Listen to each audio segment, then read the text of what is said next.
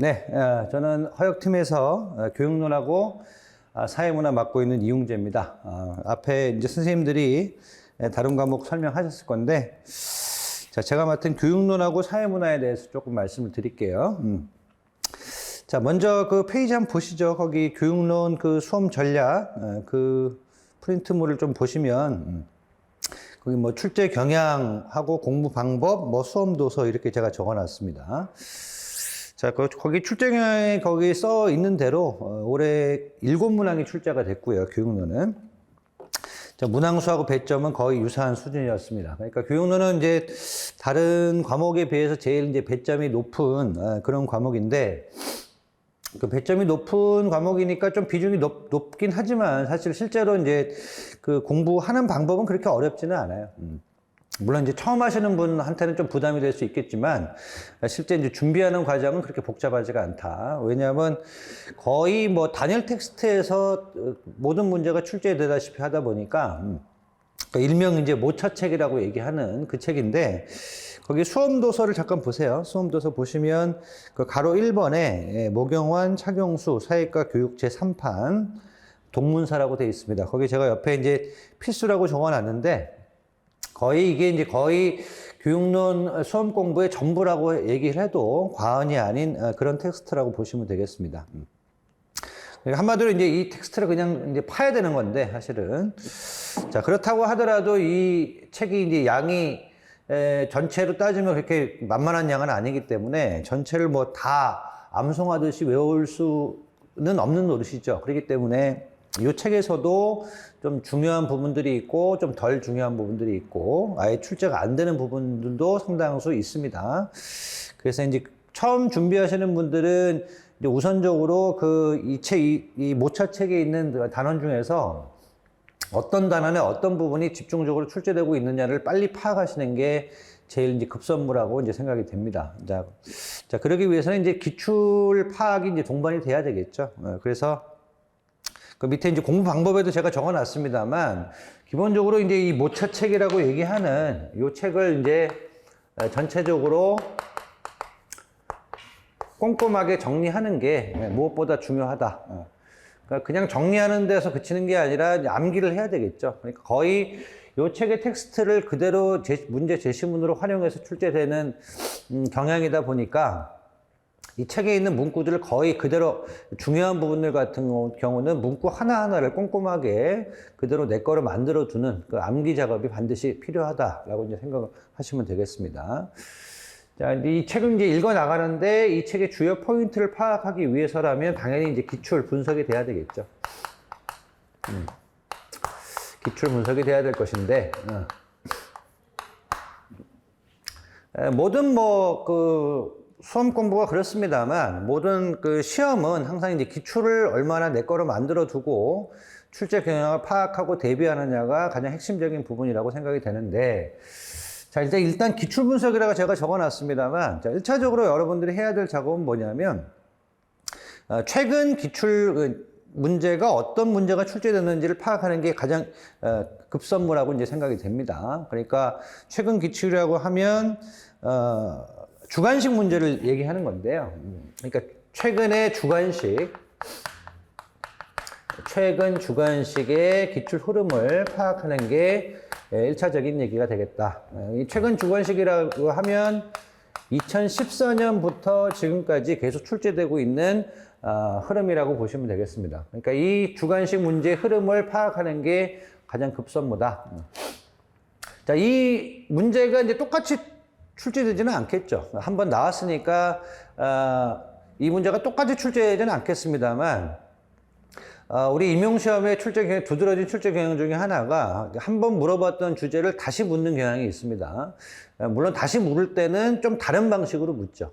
그러니까 약간 조금 더 다른 방식. 예를 들면 어떤 A라는 주제를 한번 출제를 했다. 이런 식으로 물어봤다 그러면 요 A라는 주제를 뭐 이런 식으로 이런 방향으로 묻는다든지 이런 방향으로 묻는다든지 이런 방향으로 묻는다든지 다양한 각도로서 하나의 주제를 묻는 것이 또 하나의 출제 트렌드이기 때문에 어떤 방향으로 출제됐는지 아직 남은 방향으로 물을 수 있는 방법은 어떤 것인지 이런 것들이 중요한 얘기가 되겠죠. 조금 더 구체적으로 예를 들자면, 예를 들면 사회과의 전통, 세 가지가 있다고 치면, 시민성 전달 모형이 있다고 치면, 시민성 전달 모형의 목표라든지 아니면 내용을 물었다고 친다면, 그 다음번에 방법을 물을 수도 있을 것이고, 그 시민성 전달 모형의 문제점 같은 걸 또 물어볼 수도 있겠죠. 그러니까 이런 것들이 출제됐다면 앞으로 이런 것들이 남아있으니까 이런 부분들이 출제될 수 있겠구나라는 거를 파악하기 위해서라도 최근 주관식 문제가 어떻게 출제되는지를 파악하는 건 아주 중요한 과제라고 생각하시면 될 것 같습니다. 그리고 아직 이제 기출되지 않은 포인트들, 이런 부분들이 출제가 됐는데, 아직 기출되지 않은 포인트들이 뭔지를 좀 가늠하기 힘든 경우도 있을 것인데, 자, 그런 경우는 이제 뭘 많이 참조하시면 되냐면, 이 최근 주관식 이전의 객관식 문제들이 있습니다. 그러니까 그 객관식 문제들, 이전 객관식 문제들을 또 눈여겨봐두는 게 상당히 중요한 거죠. 객관식 문제들. 자, 과거의 객관식 문제들을 여러분이 정리를 하실 때는 객관식 문제는 이제 제시문이 있고 선지들이 있을 거 아니에요. 그러면 그 제시문에 있는 문장들을 눈여겨봐 두셔야 됩니다. 제시문에 있는 문장들이나 선지에 있는 문장들. 자, 이런 문장들이 앞으로 이제 물어볼 수 있는 미기출 포인트라고 생각하시면 될 것 같아요. 그러니까 이런 것들이 앞으로 출제될 수 있는, 아직 출제되지 않은, 그렇지만 앞으로 출제될 수 있는 주요한 포인트가 될 거다 라는 생각으로 객관식 문제를 뜯어보는 것이 상당히 중요하다. 그러니까 객관식 기출문제를 공부한다고 하는 것이 과거 객관식 문제를 풀어서 어떤 게 답이냐라는 거를 답을 고르는 데 초점을 맞추는 그 기출공부가 아니라 제시문이나 선지 하나하나를 앞으로 출제될 수 있는 가능성이 있는 문장들이다라고 생각하시면서 여기 있는 문장들이 다 답이 될 수가 있는 거예요. 지금은 주관식이고 짤막한 서술형 주관식이기 때문에 여기 있는 문장들을 답으로 요구하는 문제들이 언제든지 출제할 수 있다라는 그런 긴장감을 가지고 객관식 문제를 정리하시는 게 필요할 것 같습니다. 그럼 이런 문장들을 잘 보시면 이 문장들이 다 어디 있는 문장들이냐면 처음에 말씀드렸던 요 모차책에 있는 문장들이 대부분이에요. 그러니까 사실은 이런 것들을 점검하고 주관식 문제를 잘 점검하다 보면 이런 문장들에 기출된 어떤 문제들에 연원이 다 이 모차책이구나라는 걸 다시 한번 확인할 수 있을 거예요. 그래서 기출 공부를 하고 다시 모차책을 읽으면 모차책에 조금 더 방점을 찍어가면서 공부할 수 있는 그런 여유가 생기실 거죠. 그러니까 모차책과 기출은 계속 순환식으로 이거 읽고 처음 하시는 분들은 기출을 먼저 보고 나서 이 포인트들을 여기서 한번 찾아보고 이 모차책의 그 포인트들을 한번 체크를 해본 다음에 이 부분들이 중점적으로 출제가 됐구나. 근데 이 부분이 출제가 됐는데 그 밑에 있는 문장은 출제가 안 됐구나. 그 밑에 있는 문장도 출제될 가능성이 높겠구나. 자, 이런 식으로 자기 나름대로 그런 방점을 찍어가면서 이 두 개가 왔다 갔다 하면서 그런 방점들이 확실하게 찍힐 것이고 그런 것들이 계속 반복되다 보면 좀 더 확실한 수험 대비 공부가 되지 않을까 그런 생각이 듭니다. 그리고 제 강의도 그런 작업들을 조금 더 효율적으로 할 수 있도록 꾸며놓은 방식의 강의라고 이제 생각을 하시면 될 것 같아요. 자, 그렇게 교육론은 이 정도만 말씀드리면 될 것 같습니다. 사실은 너무나 간단하기 때문에 이 책과 기출문장을 확실하게 정리해 두시면 그냥 간단하게 해결되는 과목이기 때문에 물론 그 준비 방법이 간단하다고 해서 그 과정이 되게 용이하다라고 생각하실 필요는 없겠죠. 상당히 이 책을 전체적으로 암기해야 되는 게 상당히 쉬운 작업은 아닙니다. 그러니까 이 책 자체가 되게 이제 만연체고 문장이 조금 중언부언하는 그런 부분들도 있고 그리고 전체적으로 맥락을 파악하는 데는 좀 시간이 걸릴 수가 있을 거예요. 자, 그런 부분들을 좀 도와드리는 게 제 강의다. 자, 그런 생각을 하시면 될 것 같습니다. 네, 교육론은 그 정도 얘기하면 될 것 같고요. 자, 그 다음에 이제 사회문화 과목을 한번 보도록 하죠. 자, 사회문화 과목은 교육론에 비해서 좀 상대적으로 좀 공부하기가 조금 녹록치 않은 그런 측면이 있습니다. 자, 왜냐하면 교육론은 그냥 모차책이라는 그 단일 텍스트만 열심히 공부하면 되는 반면에 사회문화는 좀 우리가 참고해야 될 텍스트가 다양한 종류가 있습니다. 자, 그런 부분들을 조금 중점적으로 말씀을 좀 드려볼게요. 자, 거기 그 프린트에 보시면은 그 출제 경향이 자, 5문항이 출제했다는 거기에 써져 있을 겁니다. 그러니까 작년에도 5문항이 출제가 됐고요. 자, 올해도 5문항이 출제가 됐습니다. 사회문화라는 과목은 전체적으로 명칭 자체가 이제 사회학과 문화인력이 합쳐졌다 그래가지고 사회문화가 되는 건데 사실은 알고 보면 사회학 파트, 문화인류학 파트, 그리고 사회조사 방법론 파트 크게 나누면 3파트가 있습니다. 그 3파트로 구성된 것이 사회문화 과목이라고 보시면 되겠고 우리 임용시험도 그 3파트에서 골고루 출제되는 경향이 있습니다. 그러면 이 사회문화 과목을 준비할 때 우리가 봐야 될 텍스트가 뭐가 있느냐라는 걸 좀 말씀드려 보면 첫 번째는 교과서가 있습니다. 이때 교과서는 이제 고등학교 교과서를 이제 말씀드리는 거고요. 자, 여러 출판사에 이제 교과서들이 있을 것인데 그 여러 출판사에 나온 그 고등학교 교과서가 가장 중요한 텍스트라고 해도 과언이 아닙니다. 그리고 그 우리 임용 시험 문제에서 사회문화 과목만큼은 다른 과목보다 더 높게 교과서에 있는 내용을 직접적으로 물어보는 경우가 상당히 많아요. 그래서 교과서 의존도가 상당히 높은 과목이라고 이제 생각을 하시면 되겠습니다. 자, 이번에 출제했던 문제 중에 사회 집단 문제도 뭐 중거 집단 관련 내 집단 관련 그 문제도 사실은 교과서 내용을 그대로 물어봤던 거죠. 그래서 물론 이제 교과서 내용이다 보니까 난이도가 그렇게 높지는 않습니다만 사실은 교과서 내용을 그대로 묻는 거다 보니까 교과서에 있는 표현을 그대로 적어주시는 게 제일 안전하고 모범적인 답안이라고 생각하시면 될 것 같죠. 그러니까 교과서 내용을 전체적으로 교과서 표현이라든지 그런 것들을 좀 눈여겨봐 두시는 게 상당히 중요한 작업 중에 하나가 된다. 그래서 이 교과서 공부를 반드시 해두셔야 되는 건데 교과서 공부를 하실 때 조금 이제 참조할 만한 것들이 뭐가 있냐면 고등학교에서 수능 문제라든지 평가원 문제 같은 것도 한번 참고해 두실 필요가 있습니다.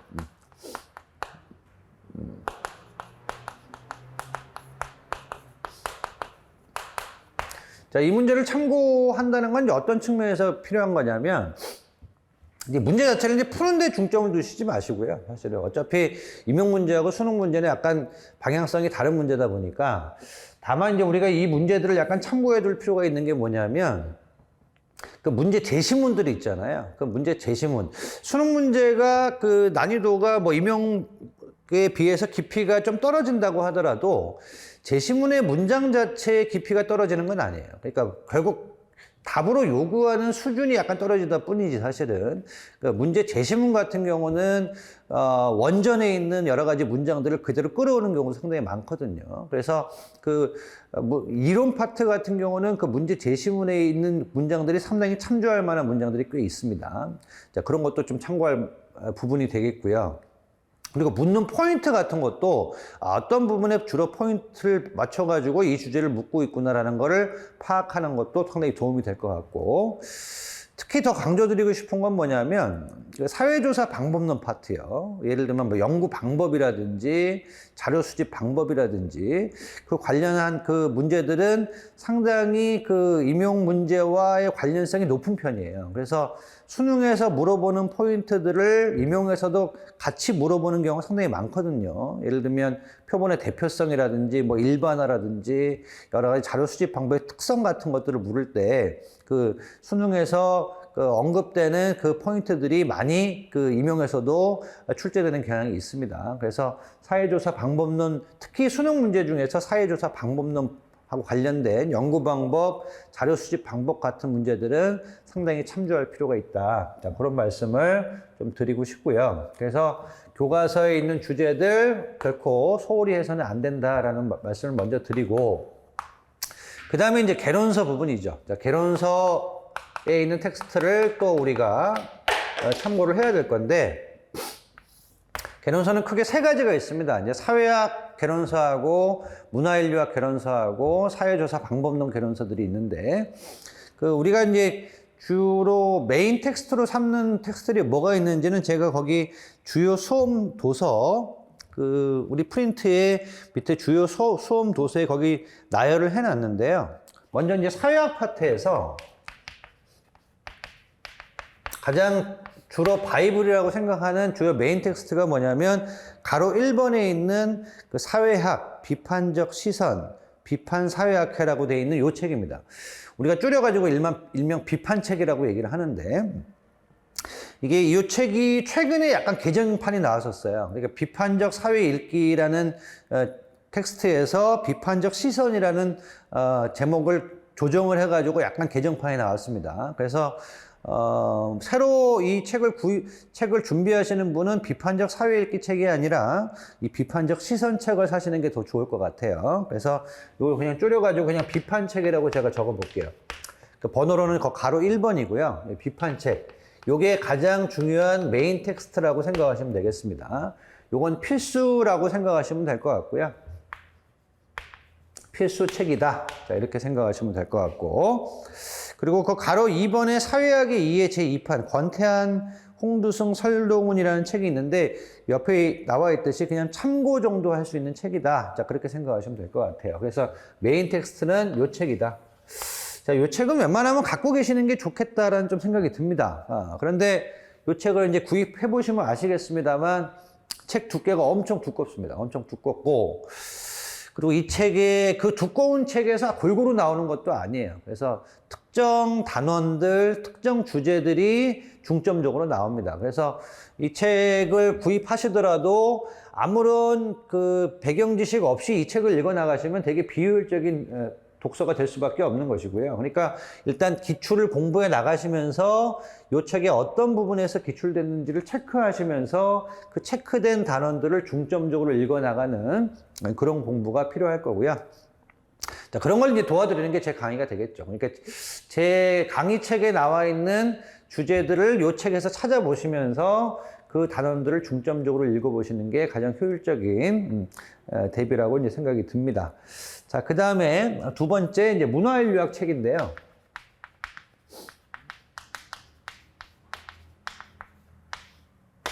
자, 문화인류학의 메인 텍스트는 거기 그 수험 도서 중에 제 4번입니다. 자, 4번. 거기 한상복, 이문웅, 김광옥 교수님 이름이 나와 있고 서울대학교 출판문화원이라고 되어 있는데 일명 이제 서울대 책이라고 제가 보통 부릅니다. 그래서 이 서울대 책에 있는 문화인류학 책이 메인 텍스트라고 이제 생각을 하시면 될 것 같고 거기다가 최근 그 임용 기출 문제를 보면 또 어떤 책에서 인용이 되는 문제들이 있었냐면 그 가로 5번에 민족문화, 인간, 인류학의 창조라고 되어 있는 그 책이 있죠. 그 김용환 교수님 책인데 그게 지금 가로 6번입니다. 가로 6번. 가로 6번 요 책에 있는 주제들도 출제가 된 적이 있었기 때문에 요 책은 그냥 참조 정도의 그 비중이라기보다는 조금 반드시 한번 체크해 봐야 되는 그런 텍스트라고 얘기 드리는 게 더 맞을 것 같아요. 제 프린트에는 그 참고라고 적어 놨습니다만 요 책도 상당히 의미가 있는 책이다. 근데 제가 알기로 이 책은 좀 절판되는 걸로 알고 있는데 제 강의 교재에 이 책에서 참조할 만한 부분은 상당히 인용해 놨습니다. 그래서 이 책에서도 이 책에 있는 단독 주제들이 출제된 적이 있었다라는 것도 좀 참고로 말씀을 드리고요. 물론 이제 메인 텍스트는 이 책이죠. 자, 이번에 그 시험에 나왔던 호혜성 같은 개념도 이 책에 있습니다. 물론 이 책에도 호혜성 개념이 소개되어 있습니다만 메인 텍스트는 서울대 책이다. 그리고 이 서울대 책은 그 네이버에 그냥 통째로 그 네이버 문화인류학 백과사전으로 인용이 돼 있어요. 그래서 솔직히 책을 구매 안 하셔도 언제든지 인터넷 접속만 하시면 어느 정도 참고할 만한 텍스트가 인터넷에 이미 깔려 있다. 그런 말씀을 좀 참고로 드리고요. 네이버 백과사전에 들어가면 문화인류학 백과사전에 이 책에 텍스트가 다 수록이 되어 있습니다. 자, 그 다음에 이제 사회조사 방법론. 줄여가지고 이제 사조방이라고 얘기하는데, 이 책의 이제 메인 텍스트로 말씀드리고 싶은 거는 가로 3번입니다. 그러니까 사회과학 연구 방법론. 노성호의 책이라고 얘기를 하는데, 자, 요 책이 가장 메인 텍스트라고 보시면 될 것 같아요. 최근에 임용 문제는 대부분 요 책에서 인용을 해서 출제가 되고 있다라고 생각하셔도 무방합니다. 이번에 나왔던 표집방법 문제도 사실은 요 책에 나와 있는 내용이었어요. 그래서 요 책이 가장 중요한 메인 텍스트고, 그리고 요거보다는 최근에는 중요도가 좀 떨어졌습니다만 옛날에 메인 텍스트였던 책이 가로 4번 그 사회조사 분석 제4판 홍두승 외책, 요 책이 과거의 메인 텍스트였습니다. 근데 이 책에 있는 내용 대부분이 사실 요 책에 다 거의 다 수록되어 있기 때문에 메인 텍스트는 요 책이라고 이제 생각을 하셔야 될 것 같아요. 그래서 여러분들이 갖고 계시면 좋을 만한 메인 텍스트는 요 세 책이다. 자, 그런 말씀을 좀 드리고요. 거기다가 이제 또 봐야 될 텍스트가 뭐 교육론과 마찬가지로 모든 과목이 공통적으로 기출이 되겠죠. 기출 주제들을 꼼꼼히 공부를 하셔야 되겠습니다. 이것도 마찬가지로 아까 말씀드렸지만 최근 주관식 2014년 이후에 주관식과 아울러서 과거 객관식. 아까 교육론 설명할 때 뭘 열심히 보라고 말씀드렸죠? 제시문이요. 자, 제시문하고 선지. 제시문하고 선지들이 다 앞으로 출제될 수 있는 정답들에 해당하는 문장들이 여기 다 깔려 있다고 생각하시면 될 것 같아요. 자, 그래서 최근 주관식 주제들, 그리고 과거 객관식 제시문과 선지. 자, 기출을 공부하고 기출을 정복한다는 게 무슨 의미냐라는 거에 대해서 이런 말씀을 드리고 싶어요. 만약 이제 올해 이제 처음 시험 보신 분들이 계실 거 아니에요. 이제 초수분들 공부가 조금 덜 된 상태에서도 일단 시험 보자 해가지고 시험 보신 분들이 계실 건데 이렇게 생각하시면 됩니다. 이번에 나온 임용시험 문제를 딱 보고 사회문화 과목의 기출 문제를 보고 요 중에 이 주제들이 사실은 이미 기출된 주제들이다 아니다를 구분할 수 있어야 돼요. 이번에 출제된 것 중에 이미 기출된 주제가 뭐다. 이번에 처음 나온 주제가 뭐다. 답은 못 맞췄더라도 그게 분간이 될 정도가 돼야 기출을 정복했다고 얘기할 수 있는 겁니다. 예를 들어서 뭐 이번에 그 의례주의가 나왔잖아요. 머튼의 일탈 유형 중에 의례주의가 나왔는데 그게 왜 나왔을까요? 과거에 혁신형이 나왔거든요. 그러니까 과거에 주제가 혁신형이 나왔기 때문에 그 주변 주제가 나온 겁니다. 그 혁신형이 나왔으니까 이번에 의례주의형이 나온 거죠. 의례형이 나온 거예요. 그러니까 최근 주관식은 왜 보는 거냐면 최근 주관식 주제로 뭐가 나왔으니까 뭐 예를 들면 혁신형이 나왔으니까 나머지 일탈 유형이 나올 수 있겠구나. 그래서 관련 주제들 아직 출제되지 않은 미기출 관련 주제가 뭐가 있는지를 빨리 파악해서 이거를 내 거로 만들어 두기 위해서 최근 주관식을 보는 거예요. 그리고 그 최근 주관식 말고도 과거 객관식에서도 제시문하고 선지 중에서 여기 있는 내용 중에 최근 주관식에 출제된 게 뭐가 있고 아직 출제 안 된 게 뭐가 있구나라는 걸 체크를 해가지고 아직 출제 안 된 그 제시문의 문장들, 아직 출제 안 된 제시문의 그 관련 객관식 문제 선지들 그런 걸 내 거로 만들어 주는 거죠. 그런 것들을 파악하기 위해서 이런 기출 작업들이 필요하다. 그래서 기출 공부가 완전히 돼 있다 그러면 이 정도가 돼야 됩니다. 예를 들면 배보 관련해서 출제된 게 뭐고 아직 출제 안 된 게 뭐다. 이게 줄줄줄 나와야 되죠. 배보 관련해서 아직 출제 안 된 게 행위의 4가지 유형이 올해 강의할 때 제가 그런 말씀 드렸어요. 그 이념형이 과거에 출제가 됐는데 그 배보의 대표적인 이념형이 행위의 4가지 유형이다. 그럼 행위의 4가지 유형이 아직 안 나왔다. 그걸 대비해 둘 필요가 있다. 그렇게 말씀을 드렸는데 이번에 가치합리적 행위가 나왔죠. 그렇게 나오는 거예요, 사실은. 그럼 제가 지금 맞췄다고 자랑 삼아 말씀드리는 게 아니고 원래 그렇게 공부를 하는 겁니다. 그러니까 이념형이라는 큰 주제가 나왔으니까 배보의 대표적인 이념형이 뭐가 있냐. 관료제도 대표적인 이념형인데 관료제는 나왔어. 프로테스탄티즘과 자본주의 정신도 대표적인 이념형인데 아직 안 나왔어. 그러니까 프로테스탄티즘과 자본주의 정신도 나올 가능성이 높겠구나. 그럼 내 거로 만들어 둬야죠. 그래서 올해 강의할 때 테스탄티즘과 자본주의 정신을 많이 강조드렸었습니다. 물론 이번 시험에는 안 나왔습니다만 이거 아직 안 나왔으니까 내년에도 나올 가능성이 높겠죠. 그렇게 공부하셔야 되는 거예요. 그리고 또 인명 중에 행위의 4가지 유형 아직 안 나왔으니까 정리를 꼭 해둬야 되겠구나. 근데 이게 이번 시험에 나왔잖아요. 그럼 가치합리적 행위가 나왔으니까 다음번에 또 뭐가 나오겠어? 가치합리적 행위가 나왔으니까 목적합리적 행위가 나올 수가 있겠죠. 자, 그런 식으로 어떤 큰 주제를 얘기를 하면 그 주제와 관련해서 기출된 게 뭐다, 아직 기출 안 된 게 뭐다라는 게 줄줄줄 나올 수 있을 정도로 머릿속에 안착이 됐을 때 기출을 정복했다라고 얘기할 만한 수준이 되는 겁니다. 그래서 여러분들이 기출을 2번 돌렸다, 3번 돌렸다 그런 말씀을 하시는데 기출을 돌린다는 것은 기출 문제를 여러 번 푸는 게 돌리는 게 아니에요. 그러니까 기출 주제, 어떤 주제가 출제됐고 안 됐다라는 거를 머릿속에 각인시키는 작업이 기출 공부다. 그걸 각인시킨 다음에 미기출 주제들을 꼼꼼하게 정리하는 게 기출 공부고 그게 수험 공부에서 가장 중요한 작업 중에 하나다. 자, 그 말씀을 다시 한번 강조드리겠습니다. 네, 이렇게 해서 교육론과 사회문화 과목을 간단하게 안내를 마쳤습니다.